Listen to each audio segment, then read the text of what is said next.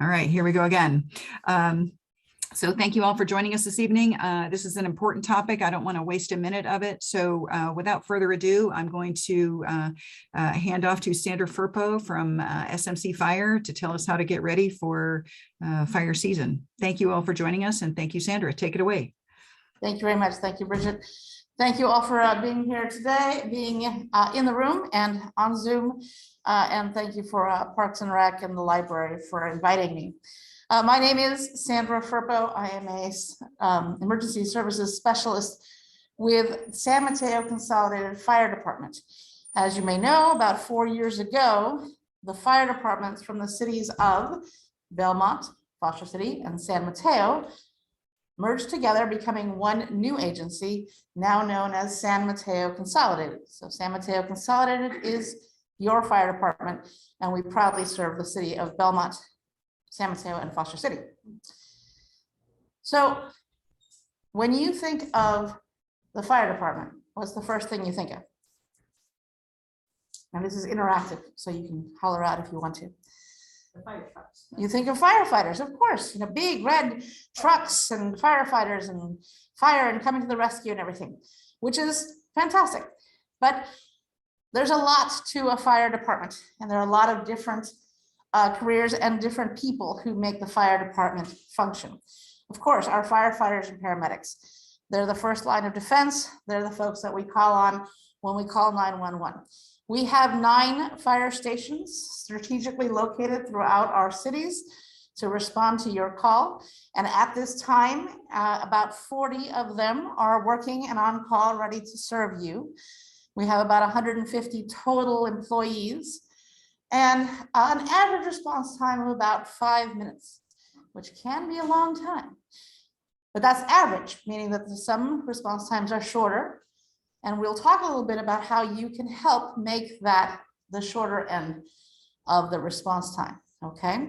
But we do have a community risk reduction program or division, and that's kind of where we fall into the fire inspectors, folks who go out to construction or who investigate a fire after it's happened. Why did the fire start? You're hearing about wildfires like the one in Yosemite right now. How did it start? Fire inspectors are the ones who investigate that. Then, of course, we have the Office of Emergency Services. That is where I fall under. We have 2.5 emergency service specialists and an emergency services manager, who's my boss. And then we do, of course, a lot of public education. And then we have our invaluable support staff, IT and finance, to keep us running like any department in any city. Okay, so we live in a very beautiful place. We love where we live, and it is a privilege to be here. But we now certainly know, based on past experience, that things can change in an instant. Living in a city does not protect us from things like wildfire. And certainly when we think of disasters, right, we worry about preparing, what's the first thing that we tend to think about? Earthquakes. Earthquakes seems to be the #1 thing that we have to be prepared for an earthquake. But living where we live, it isn't the only thing to worry about. And I'm not telling you this because I want you to be scared. It's important just to be aware. So yes, earthquake, wildfire, flood. Flooding is the #1 disaster in the country. That's something that happens everywhere in the country. Severe storms, wind and things like that bring things down. And then, of course, we have to add pandemic to our list, right? Then there are technological issues, right? Hazardous material spill, if anything, a tractor trailer turns over and there's a gasoline leak, that's a hazardous material spill. Obviously, we live near airports, so we have to consider airlines and cybersecurity, failure, viruses, that sort of thing as well. And then there are just people who love to make everybody else have a bad day. And that's the man-made type of disasters, biological attack, bombs, cyber attacks, that sort of thing. Was there a question? Yes? Yeah, so what do you guys do in terms of like the pandemic? What's your role in that? So the question is, what is our role as a fire department? Yeah. Okay. So for example, with the pandemic, early in the pandemic, we opened up an emergency operations center, or an EOC. That was a one-stop shop. So in that EOC, we had fire, police, Department of Public Works, finance, IT, planning, logistics, so that things that we needed were all ordered through one place, right? So if we needed masks, we needed PPE, that's what everybody was getting, PPE, right? We had, you know, the health people, the medical folks were there. So we could put out information all that was cohesive, coming from one place, as opposed to 15 different locations, and have a plan. So that is one of the things that we do. All right. So what about, so in terms of all the things that we worry about, earthquakes and wildfires and things like, how about hurricanes? Do we have to worry about hurricanes? No, one thing we don't get here, we don't get hurricanes. Tornadoes, do we have to worry about tornadoes? Maybe. This was a tornado that actually happened in South San Francisco. This one chased me, it's a story for another day, but rare, right? I'm just saying things can happen. So in the past, we've talked about having an earthquake kit, right? If you live in another part of the country, you'd have a hurricane kit. Well, now it's, okay, prepare for a disaster, prepare for an emergency, have your emergency kit. You're covered, you know, plan for everything type of thing. It doesn't mean you have to have everything in your backpack, but we'll talk about that too. All right. So we often refer to first responders as our, you know, fire or paramedics, the folks who come running with their sirens and lights. But in reality, the first one there is going to be you. You're going to be the first one on the scene. So you want to be aware. And this is a little bit about how to make the response by the professional responders shorter. Okay. So know where you are, right? If I'm making a call right now because somebody collapsed and I tell them I'm at the Belmont library, that's accurate. But which room? They probably will run right past us into the main part of the library, right? So which room? When you go in the front door, turn left. Even better, have somebody outside to meet them and walk them in, right? If you work in a building or some business, you know, our firefighters know all the streets and know all the locations of a lot of our, you know, businesses and homes. But what cubicle, what corner, what closet, you know? So again, reducing time for their response is part of our job as residents and citizens when we call. Where's the nearest fire extinguisher right now? Right here, okay? So when I walk into a room or a building, I try to routinely just take a look. Oh, there's the fire. Okay, great. I don't need it, but if I do, I know where it is. Okay. An automated external defibrillator, AEDs, very common in public buildings. I did not see one here, but maybe your school might have one, or your community center, your gymnasium, any place like that would have an AED. Even if you don't know how to use it, it's great to know where they are and just to be aware of where they are, because if the need arises, at least you can bring that to the situation, reduce the response time. Okay, you're cutting down on time. Okay. You may have heard 2 ways out of your house when you evacuate. It should be 2 ways out of every room. So let's look around this room. Do we have 2 ways out of every room? The door you came in out, and there's another door here. You folks at home, there should be 2 ways out of your room. Or picture your bedroom, for example, right? If you're here in the room, picture your bedroom. What are the 2 ways out of your bedroom? And the folks on Zoom, you can respond too. The window and the door are usually, right? Door first, window second. Okay, but have you talked to your kids about that? Do they know that the window is an option, right? Do they understand when it's an option? They don't just go hopping out of the window any old time, but under what circumstances? Have that conversation. It might seem scary, but it's important. All right, so how many of you have ever called 911 for any reason? Yes? Yes. I had to call 911 yesterday. So on my way home, a double-decker tourist bus was on fire on 101, going the other direction, but I saw all this black smoke. I'm like, oh my gosh, oh my gosh. So I immediately called 911. What did I get? You have reached 911. All dispatchers are currently assisting other customers. Do not hang up. And then repeated in Spanish. It was a long time, it seemed, for them to actually answer me. But I stayed on the line and I gave, in that time I went back, doubled back and was able to get a good view of what was happening. Confirmed that they had the information, the location correct. Then I went to check to be sure everybody had gotten out of the bus. Fortunately, only the driver was in the bus. But then again, yeah, 911 can be a tricky thing. The reason they were busy was because everybody, of course, was calling about this. But please don't assume that everyone has called or anyone has called 911.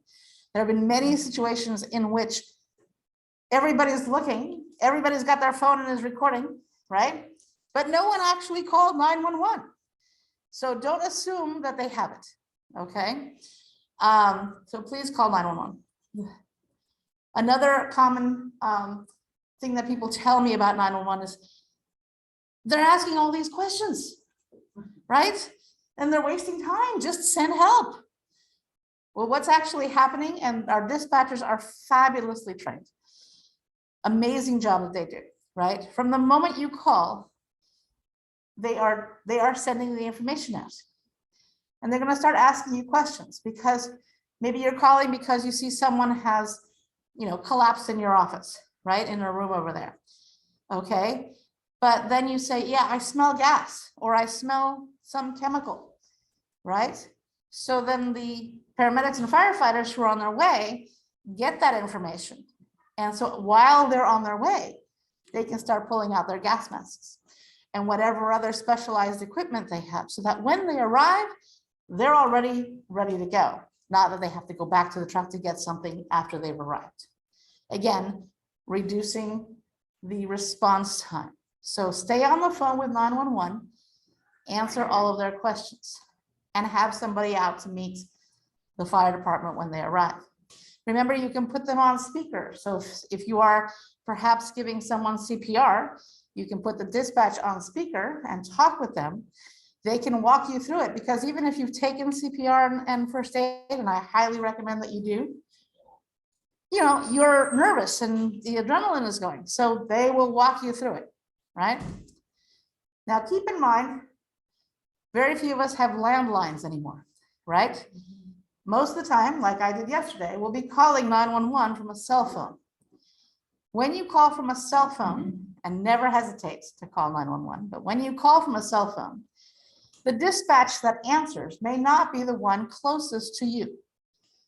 It could have been Oakland, it could have been, Redwood City. So it even could be a Sacramento. So when they answer, the first thing I say is, in my case yesterday, vehicle fire on Highway 101 in South San Francisco. I was very clear and I gave the city and what type of incident. So then they know who to send, specifically from what city, and what type of response is needed, okay? Now I have on the screen behind me the phone numbers to the non-emergency lines for our cities, okay? Now non-emergency could be something like you wake up one day and you find that your car's been broken into, right? That's not, no one's in physical danger at that time. Nothing is happening at the instant, it already happened. So that's why you would call the non-emergency line. However, if you are 100% sure of what city you're in, you can call this number and you'll get the dispatch in this city. So these are good numbers to have in your phone. All right. And if you have any questions, don't hesitate to throw them in the chat or to raise your hand and we'll take care of it right away. I don't mind being interrupted. All right. So sometimes, like I said, we have 40 people ready and waiting right now for a call if we need it in our jurisdiction, right? But sometimes disasters happen and they are big. regional. They impact the whole city, or they impact the county, right? So 40 people are not going to be able to respond to 40,000 people in need. So there is some level of preparedness that would be good for us to have, right? So information is key. Getting good quality information in a timely way is very important. So make sure that you have some of these tools at your disposal. And remember that the decisions that you make based on that information, what's good for you may not necessarily be the right thing for your neighbor, and vice versa. So information is important. Timeliness is important. How reliable is that information is important, so that you can make quick decisions that are best for you and your family at the moment. Okay. Yes. That number that you had before was for the non-emergency in Belmont, or was that the emergency? So that 7,400 is non-emergency. But if you call that number in an emergency, you are in the dispatch for Belmont. Okay. Okay. That'd be okay. So Never hesitate to call 911 if you can't remember or you can't find the number, right? But if you are 100% sure you are in Belmont, then call that number and you will get the dispatch in Belmont. Okay. All right. So here are some of those tools for information that we recommend. SMC Alert being the number one. Okay. So SMC Alert is an alerting system for San Mateo County. And then you can customize it. You can customize it for the cities that you live in or work in, where your kids go to school, where your spouse, works. So for example, I live in San Mateo County, but I worked in San Francisco County for a while.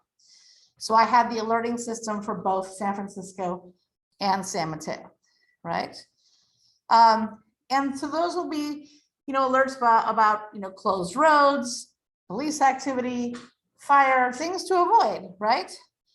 So you definitely want to make sure that you're registered to receive SMC Alert. Very easy to do. And like I said, you can customize it to what works best for you. And those come to your phone. Media. Usually AM radio stations are the ones that will have news. And if something is happening, they will be the ones to alert you for things like that.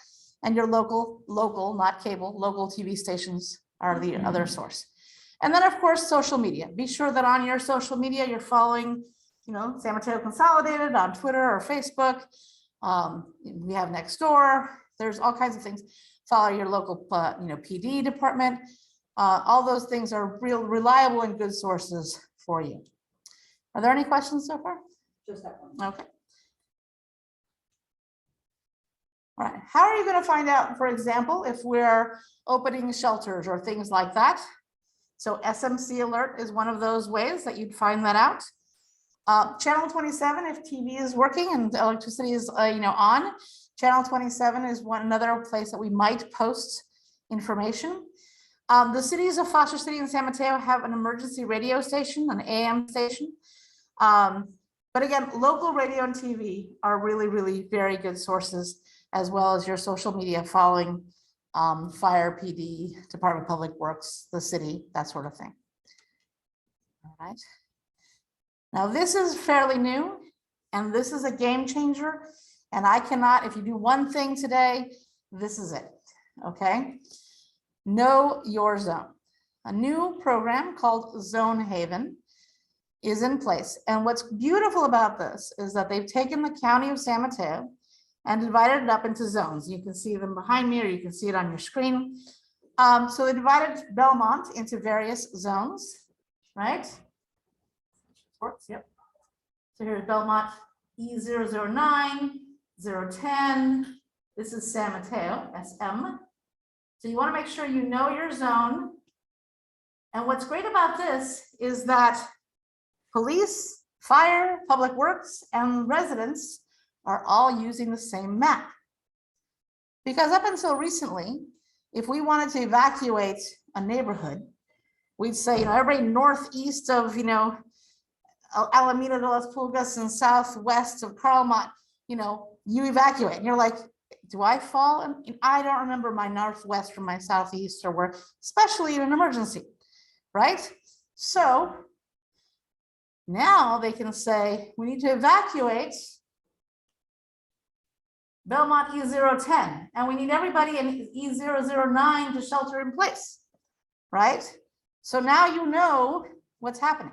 Also, when you pop up Zone Haven, this box here will tell you the status of any zone, and you can click on other zones and the box will change. But it'll tell you, in this case, that everything is normal in that zone, nothing unusual is happening, everything is great. So how do you get to Zone Haven? So there's the URL, myzone.zonehaven.com. It is a web-based informational website. It is not an app, and it will change and be updated in real time. So again, knowing your zone, please tell your neighbors to know your zone. I have a flyer here for those of you who are here in person in both English and Spanish, okay? So it will explain Zone Haven, and it works beautifully with SMC alerts, right? Everything comes together. So if you get an alert that something's happening in a particular zone, you'll know whether or not you're impacted right away. So look up your zone for your kid's school, look up the zone for where you work, your gym, anywhere that you spend a lot of time, your community center, and you can post it on your refrigerator and everybody knows their zone. This is currently in effect in San Mateo County, also Santa Clara County, I believe Alameda County, and slowly is expanding out, hopefully throughout the state of California. So I'm going to be going away in a few weeks on vacation. I'm going to find out if they have Zone Haven, if they've already done their zones, and I will find out what zone I'm in. And I will get the alert for the county in which I'll be staying. So if something comes up, I'll get alerted, right? So just extra resources and tools for you to be more supported. All right, now let's talk a little bit about those emergency supplies and that kit that you want to put together. What are you going to put in that kit? Water. Now, this is not a kit you're going to be carrying around. This is something that you might have at home. And people always ask me, where do I keep my emergency stuff, right? You want to keep some things in any place that you spend a lot of time in, all right? If you're at school, my kids would have something in their lockers, right? If you spend time at a community center, your place of work, I usually tend to have stuff in my car as well. So even before I came, I grabbed a bag. It doesn't have to be anything special, but I grabbed my duffel bag. This is my gym bag. This is one of my go bags, right? And we'll look at it later.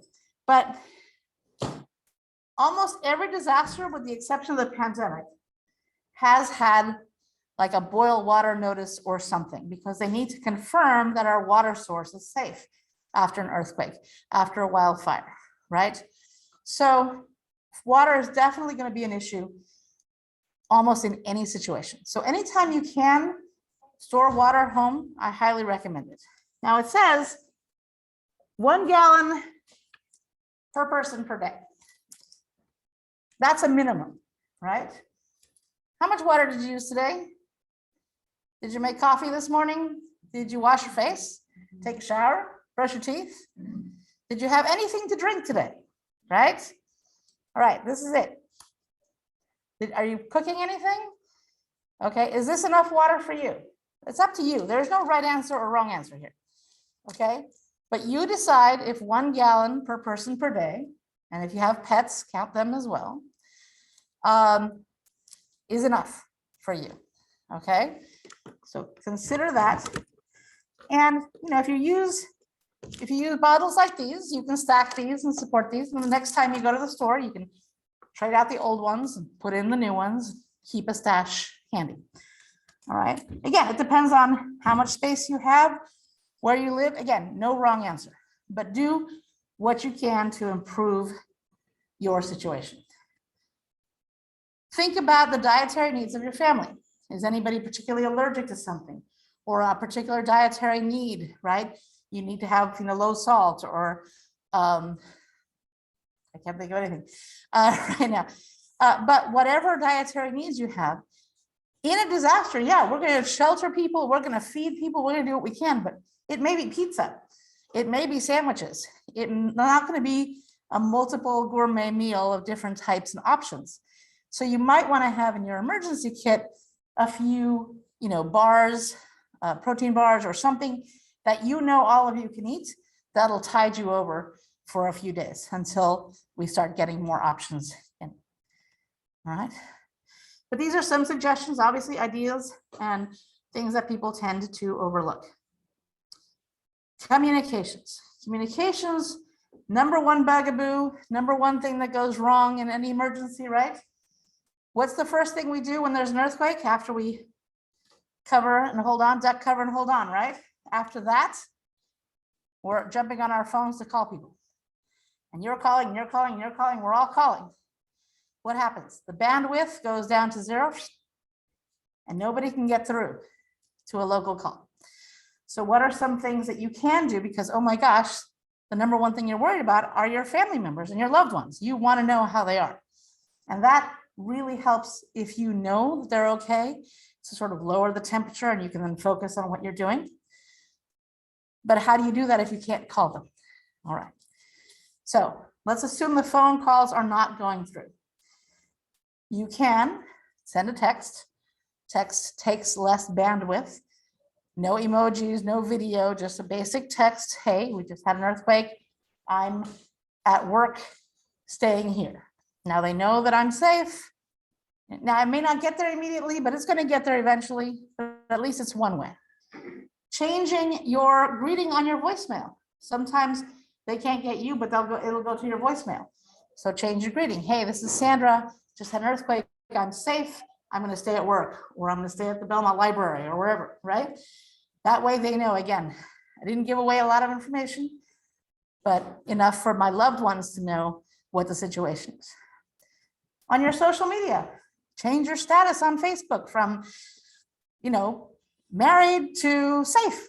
And now, again, another option, another way to know. But the biggest one, the easiest one, something you can do tonight or tomorrow morning is the out of state contact. Okay, very simple. I have a brother in Arizona. I call him up, I go, hey, you want to be our out of state contact? And the reason that it's important is because calls here locally will be all jammed up and not go through. But a long distance call, yes, that can go through. So I can call my brother in Arizona and give him an update on how I'm doing, right? And then I hang up and then now somebody else calls him. And when I check back with him in an hour, he'll say, hey, I heard from your daughter, I heard from your cousin, I heard from, whatever, and this is where everybody is and this is how everybody's doing. So that way, again, I know it takes a little longer. It's not as smooth as actually hearing someone on the phone, but it's a great way to finally connect and understand what the situation is, okay? Out of state contact, real easy, really helpful. How many of you have heard of CERT? Not you. Excellent, excellent. We have a couple of CERT members here tonight. Community Emergency Response Team, made up of residents just like you who have taken a free training that San Mateo Consolidated Fire offers. And we have another one coming up in the fall. And they're trained on a variety of different things, obviously personal preparedness, disaster first aid, fire suppression, and they do get to be active in a lot of different things throughout the cities, and they keep up their training afterwards. So after the 8-week course, we do continuing education about once a month, and that keeps up your skills. You can learn new skills and that sort of thing. But our CERTs have been really fantastic for a lot of different things. 4th of July, they staffed a first aid booth for the 4th of July fireworks event in Foster City. They've done sober prom for several of the high schools. We've done the water dog run. We've done a search for missing people. This was a special request from the county sheriff's office search and rescue to have more support, more people. And CERTs are really reliable folks and fantastic volunteers, and they do that. So CERT, Community Emergency Response Team, really great training, really great people. You are all invited to join us. Not as difficult or overwhelming as it seems. It really isn't. And we have a couple members here and they've brought all their supplies with them. So if you want to talk to them, feel free to do so. Sorry, guys, I'm getting a little perched. But I highly recommend the CERT training. It really, people tell me that, I know it for me because I took it myself. It really gave me a lot more confidence in being able to handle emergencies. And it's really nice to know that you have a really large number of neighbors who've taken the same training and they work together in case of an emergency. Yes, sir. How do we find out more about doing this? Funny you should ask. How do you find out more about how to do CERT? So we have a CERT course, and I will, towards the end of the program, I will have the whole website and everything. But we are starting the next course up in September. Okay. Now we talked a lot about disasters and big disasters and earthquakes and that sort of thing. So yes, those are disasters, no question. But if your home burns down, that is no less of a disaster to you. If someone falls and hurts themselves and is out of commission for some time, that also is a change in the circumstance and is no less, could be disastrous as well. So you want to try and prevent things as much as possible. In emergency management, we call that mitigating, mitigate the issue, mitigate the hazard, right? So even at home, things can be hazardous and things can still hurt you. So let's reduce the possibility of that and use the tools that are available to us. Smoke detectors, number one. And if you take the battery out because the toaster is setting it off, you have a nice piece of plastic on your wall. It is not a tool at that point, right? Tools have to be used properly. So one thing we say is, okay, if it always goes off in your kitchen, take it out of the kitchen and put it just outside the kitchen. But please, please, please have them. Now they have the 10-year ones where you don't have to change the battery except every 10 years. And you just test them once a month. You don't have to actually change the battery. So please, please have them in every room in which people sleep, on every level of your home, and just outside the kitchen, of course. So please take a look at those. They are not terribly expensive. They're very accessible and make fantastic tools. We're in summer now, so we're not using space heaters so much, but the cold weather will return. And this is really something the fire marshal told me that stuck with me. Space heaters are not called space heaters because they heat up a space, but because they require space around them in order to work efficiently. All right, so keep a space heater, make sure there's at least 3 feet of open space around any space heater. Please plug it directly into the wall, not into a power strip and not with extension cords, and give it the space it needs to work efficiently for you. All right, here we go. We love our electronics. And we see an open plug, we're plugging stuff in. All right, but we want to avoid the octopus. And you know, if we see an open socket, I know we're running to fill it, but try to avoid it because we want to avoid this. All right, and this means that there can be fire inside the walls, which is hard to see and extremely dangerous. So please do not overload power strips, extension cords, or sockets. Okay, huge, huge fire problem. We want to avoid that. Take in the scenery, be observant, take a look around. Like I said, when you walk into a restaurant or you walk into a store, you know, glance around, see where the fire extinguisher is, see if there's an AED, and then go enjoy yourself or continue with your shopping, okay? Same thing at home. Be aware of your surroundings, okay? Do you have rugs? Do they slip and slide and move? That's a hazard. Not, you know, you figure, oh, I know it's there, it'll be fine. But you may have somebody come over, right?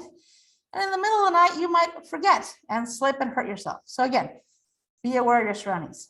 Please do not run a cord underneath a rug. All right, I know you're putting the cord under the rug so that you don't trip on the cord. And I know that makes sense. But if you think of a cord, let's see if I can grab this cord here. So the folks on, if you look at the cord, right? What is a cord made up of? Inside, it's a bunch of teeny little wires. And if you're walking on this, you're causing those wires to rub together. And that can fray, that can cause a spark, and therefore cause a fire. So again, avoid cords underneath mattresses or rugs for that reason. Okay.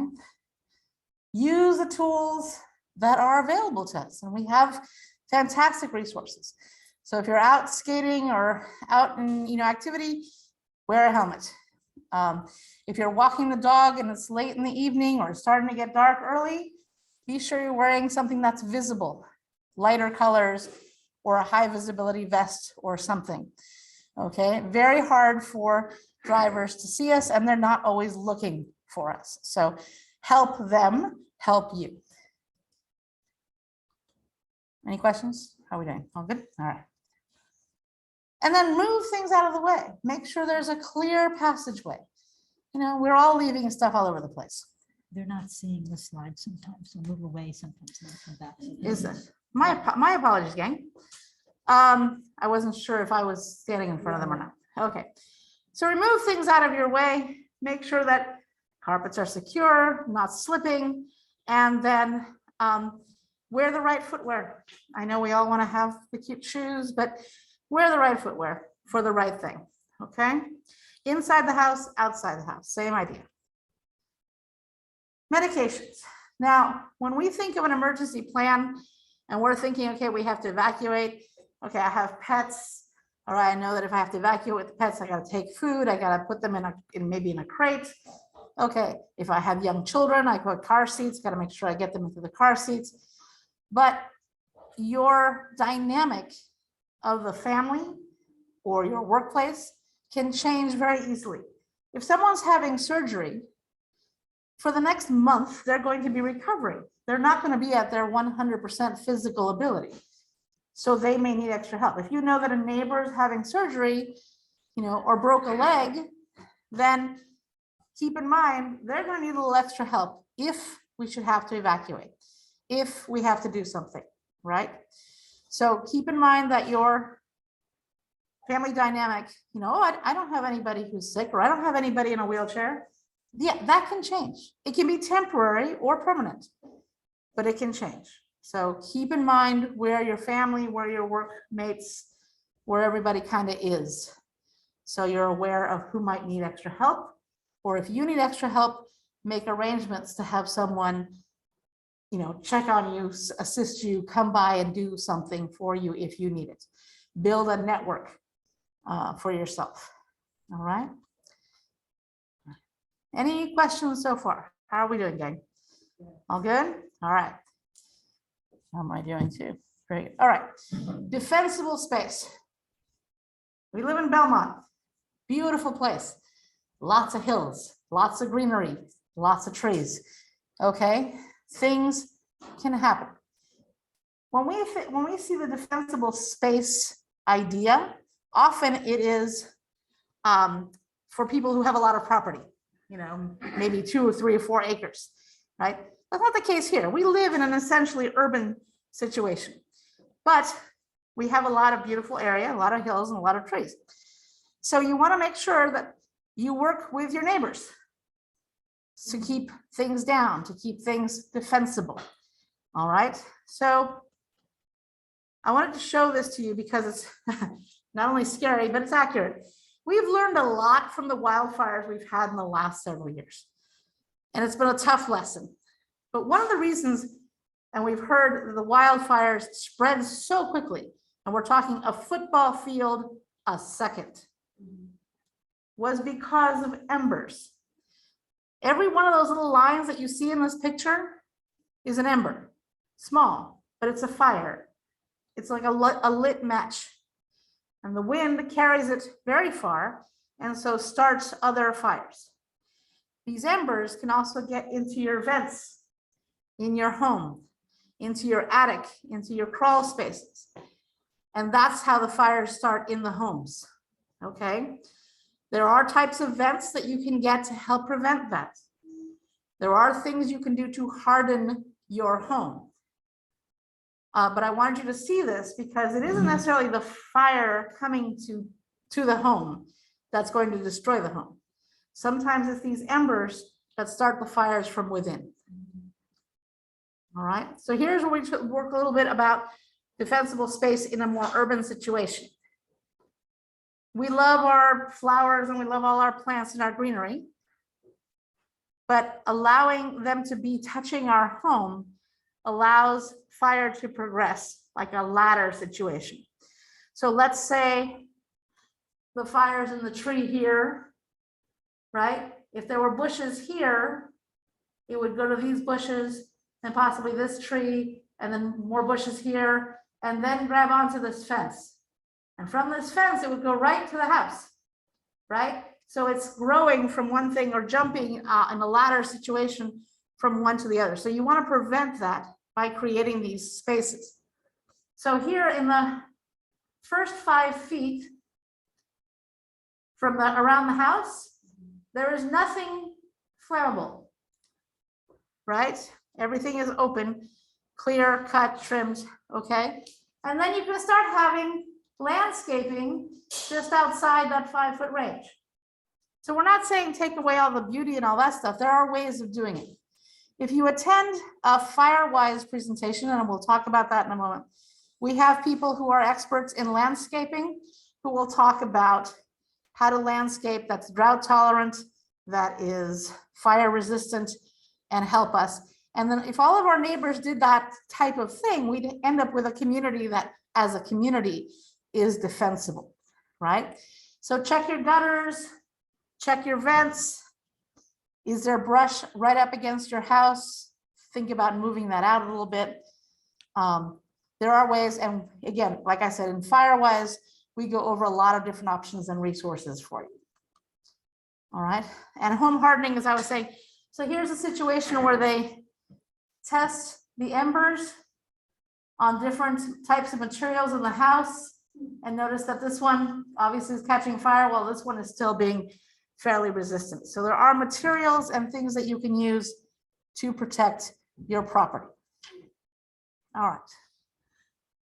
When a disaster happens somewhere else, I love this about us. We just want to respond. We want to send stuff. We want to, our clubs and our church groups and everybody gets together and says, okay, what can we send? Let's get together. Let's send stuff to these poor neighbors of ours who are suffering really, really badly.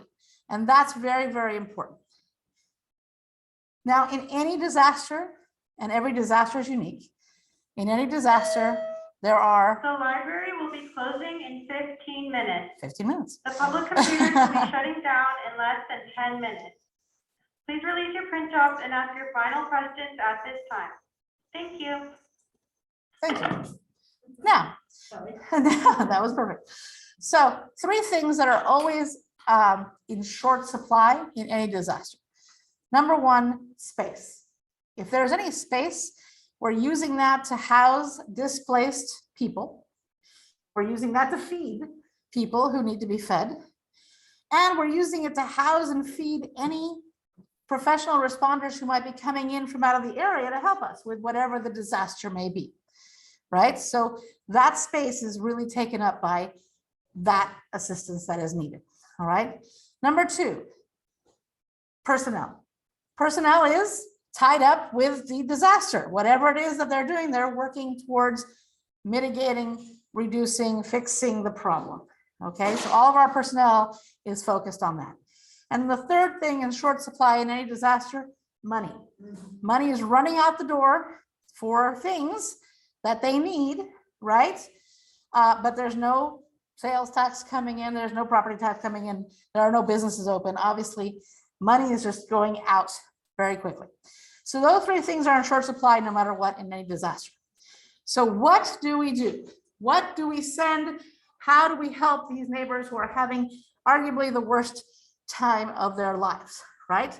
And we have this great vision of after loading up a semi truck full of stuff, out it goes off to the disaster site, and this person opens the bag or the box and it's the perfect thing they need right when they need it. That's obviously, we have big hearts and I love that about us. That's what we hope for when we send stuff to a disaster. This is the reality. Okay, that semi truck full of stuff that we sent gets over to the disaster area where everyone is running around trying to fix the problem, feed people, shelter people, evacuate people, and they don't have a place to put stuff. So then the trucker needs to drop the load of stuff. Oh, that parking lot looks good. And then things start getting piled on. Okay, so now we have stuff taking up space. Now, who's going to tell me what's in this bag or this box? So now we need to assign personnel. Again, something we have in very short supply, to go through all this stuff and organize it in some way. That's not realistic and it's not going to happen. So then this stuff sits out in the sun or the rain or whatever the weather is. And after a few days, it becomes hazardous waste. So now the community has to hire a specialized team to handle the hazardous waste. So now we've tied up space, personnel, and money. Not exactly what we had in mind when we were sending stuff to help people. So how do we effectively help in a disaster? All right. So disasters have long-term needs, short-term needs. So please consider a donation to a disaster service agency, preferably one that's working in the area, but one that you know and you trust. Okay, I'm not going to tell you this, that, or the other thing. It's whom do you trust to do the right thing with your generous donation? The other option is gift cards. Gift cards in relatively low amounts, $25, maybe $50, because that's one of the first things they hand out when people are displaced. And then what do they do with that gift card? They go shop someplace that's still working. So money is flowing in the community. So now you're giving them the dignity to select what they need at the moment that they need it. And you're helping the local economy recover, which is the whole point. We need the community to recover. So please, when your club or group or block wants to do something, please consider these options rather than sending stuff. I know we want to help, but that's the most efficient way to do it. All right. So what can you do? What do you do? What should you do to be better prepared? Preparedness seems very daunting. And I know a lot of you have been putting things off or, yeah, I'll take care of it eventually. But there are lots of things you can do to be better prepared tonight than you were this morning. All right. Obviously, taking a basic first aid or CPR course, we highly recommend it. We do offer them through the San Mateo Consolidated Fire Department. The library will be closing in 10 minutes. The public computers will be 10 shutting minutes. down in less than 5 minutes. Please check out the items that you're borrowing at this time. For those using laptops, please power down your computers. Thank you. So San Mateo Consolidated does offer first aid and CPR classes. We also have them through, obviously, Red Cross, American Heart Association. Take care of yourself, hydrate, get out and breathe some fresh air. You're no good to anyone else if you're not in good shape yourself. And if you need help, don't hesitate to ask for help, okay? Remember about calling 911. Expect to be on the phone with them for a while. That information is valuable to them. And if you're trying to do two things at once, put them on speaker and you're still able to communicate with them. Keep a first aid kit, an emergency kit, anywhere that you are spending any time. All right. Be aware of fire extinguishers, be aware of AEDs, be aware of things. Your important documents. You have to imagine if your house burned down right now, and you can't recover anything, you may have lost a lot of your important documents, right? How are you going to then turn in a claim to your insurance company if you can't prove who you are, or where your birth certificate is, or your kids' birth certificates, or your marriage license, or your insurance?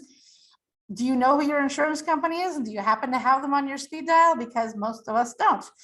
So take photos of all those things that are important to you, your insurance, birth certificates, death certificates, mortgages, rents, agreements, all that stuff. Put it on a flash drive, little thumb drive, and keep it somewhere accessible. That doesn't mean in your house, it doesn't mean necessarily in your backpack, but how about in a safe deposit box? How about in the drawer of the home of a trusted friend or relative, right? Put it in an envelope, label it your name, put it there. You know you can eventually get to it. So if something happens to your home, you have a place to start your recovery. And it's much, much easier. Again, lowers the temperature, helps you get through this, the tough stuff. All right. Highly, highly recommend this event. Disaster Prep Day. It's a free event, free parking, free food, free information, fire engines, emergency vehicles, a helicopter, all kinds of things are going to be there. These are photos from past disaster prep days. Tell your neighbors, tell your friends, there are free workshops and classes. There'll be a workshop there on how to pack a go bag, which is something that I mentioned earlier. There'll be a class there on Stop the Bleed. It's a short, but takes less than an hour. You get a certificate, but you have to sign up in advance. You sign up through the website and you can take the Stop the Bleed class for free there at the Disaster Prep Day. There's vendors there. Like I said, there's food there. We will do a Firewise presentation there. So if you live, especially here in Belmont, and you're interested in taking the Firewise presentation, please come on by and do that. So the information is all on the website. And again, if you're interested in taking Stop the Bleed or hands-only CPR, you can sign up for one of the slots in the event. But bring the kids. It's a lot of fun and a lot of great information. And like I said, completely free.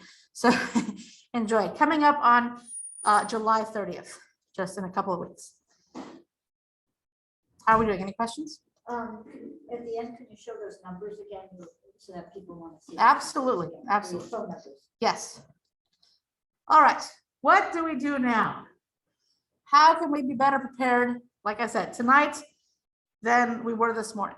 And it doesn't have to take a lot of time and it doesn't have to take a lot of money. All right. So one thing my mom taught me and that the fire department requires is for us to fill up our tanks at half a tank. When we're at half a tank, we're on empty. So I know that if I had to leave right now to get to my mom's house, I don't have to stop. I can go. Right? That's why. If I had to leave this area, I could throw my kids and my dog and cat into the car and we could go and get out of the area without having to stop to get gas with 900 of my closest friends who are trying to do the same thing. All right. Next time you go to the grocery store, buy an extra case of water. All right. Keep your cell phone charged, but more importantly, have multiple charging cables. If you had to evacuate right now and you're The relying. library and the restrooms are prepared to close. We will be open again tomorrow at 10 a.m. Thank you for your consideration. So I know that I have a charger in my work vehicle. I have a charger in my personal vehicle, and I have a charger in my bag. And I have one in my purse. So every kit that I have a charger. They're easy, they're not expensive. That way I don't have to rely on remembering to take my charger, right? I talked earlier about, your go bag. Doesn't have to be anything fancy. You certainly can buy the ones that they sell in the stores sometimes, but you have to customize it. Okay, make it your own. And for more information on things like this, I do teach a 2-hour basic preparedness class called Get Ready. And we talk a little bit more about that. But just, it doesn't have to be anything fancy, something easy that you can throw in your car. All right. Do that out-of-state contact, please. Okay, again, something that's easy, doesn't cost you anything. Make sure everyone in your family knows who the out-of-state contact is, so they're all calling the same person. Have you checked in with your school? What is your school's emergency plan? You may not be able to get to your child today, it may take an extra day to get there. So if you know what the plan is, you'll know where to go. And you'll feel better knowing that there is a plan. And then please, please, please register with SMC Alert and check Know Your Zone. Now, for those of you who are here in person, I have a lot of great supplies and a lot of great resources, including information on CERTs and how to do that. But here is information on the CERT course and the website. So we will be starting on September 8th. It'll run through November 5th. It's once a week. It'll be on Thursday evenings. And then the final day is known as Skills Day. And it takes place on November 5th. And that's where you get to try out all the stuff that you've learned. So it's a lot of fun. It's a very full day and really, really great. So we hope that, and anything that we have as far as classes, we put on our Eventbrite site. So please check that on a regular basis and see what classes and things that we're offering. All right. Here's my contact information. Would love to hear from you. And again, keep in mind that CERT training is coming up in September. I'll leave that up here for another second.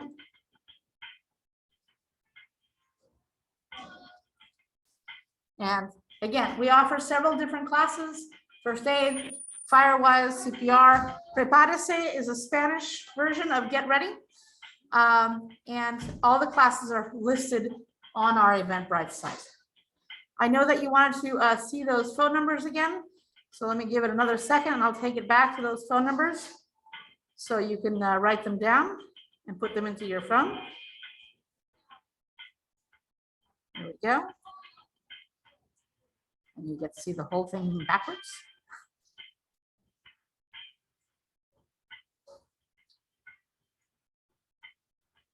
There we are.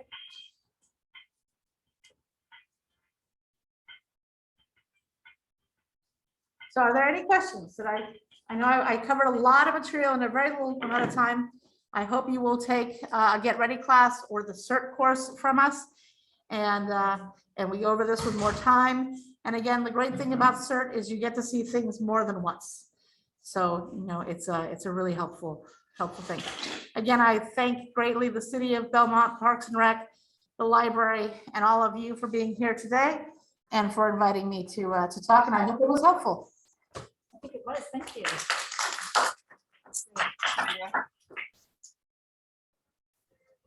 We'll stop the Zoom here, and thank you very much, everybody. Thanks for joining. Thank you all. Next month, we're going to have a talk from the Sequoia Health District on stress management. Oh, And so I think that'll be, it goes right along with this. It does. And that'll be the second Thursday of the month in August here at the library and on Zoom. So join that, please. Thank you. And I'll leave any extra materials that I have here at the library so that if you come up to the front desk and ask for it, they should have them. Okay. Thanks, everybody. Thank you, Sandra. Good night, everybody. Good night. You don't need help cleaning up or anything?